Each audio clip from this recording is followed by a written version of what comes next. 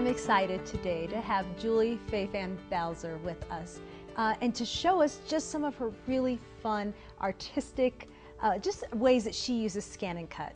Now, Julie, you're one of my favorites. I love just your art and your creativity, and I'm looking at this doll that you're going to show us how to make today. Now, you call it a monster doll. I think he's quite adorable, and you're telling me that you made this out of paint cloths? Yeah, you know, in my studio, I always have a ton of paint rags that I'm cleaning up messes with, all kinds of stuff. And you can see I have a bunch of them just laying out here. And I like to use them in my art in some ways. So I made this fantastic little monster doll. I think he's kind of cute, even though he's kind of ugly at the same time, right? I agree.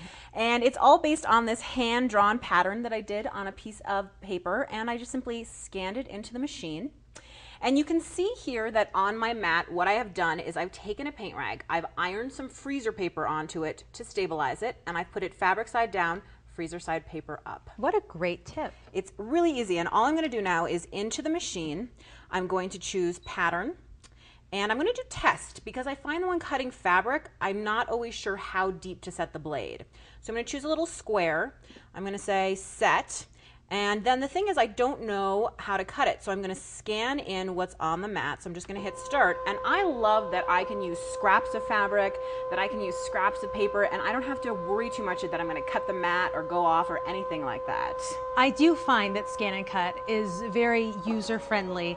It having all of these features that work really well together make it to where you don't waste. And like you said, you can just use little scraps if you have those. Agreed. And you can see here, you know, that white on white, it didn't matter. It scanned right in. I dragged that test cut right on it. I have my fabric blade set to a 3. And I'm going to go ahead now and say, okay. And I want to go ahead and cut. And let's just get that started. And we'll see. If it's too deep, then we'll know to adjust if it's not cutting enough. And Liz, would you mind seeing how that cut looks? I would love it. Would you hand me the spatula? Yeah, absolutely. Here you Thank go. And you know, the thing is, I find I often test cut things multiple times, and I just don't worry too much about that. What do you think? Do we need to go deeper? I'd say maybe one step deeper. And I love that the test function just is this little square.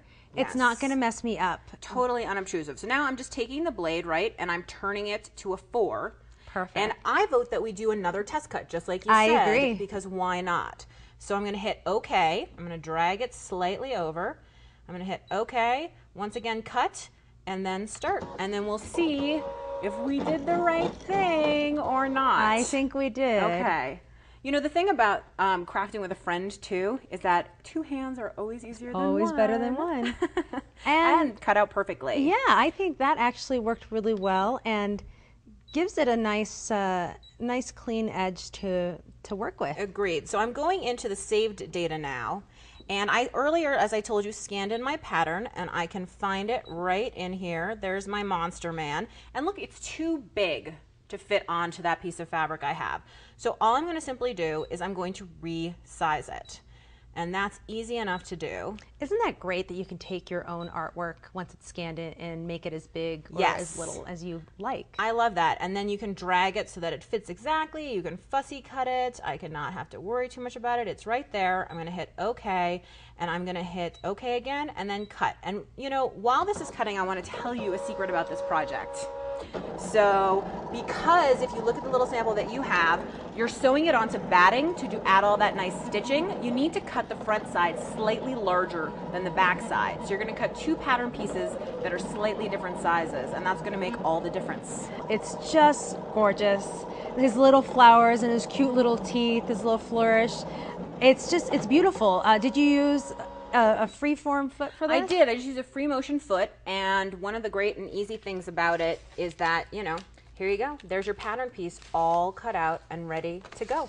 That's amazing. And I love, again, that you got to use your own pattern, your own artwork, and you're able to make this monster doll that's actually quite cute. Yes, just the way you want. Exactly. Well, thank you, Julie, for joining us today.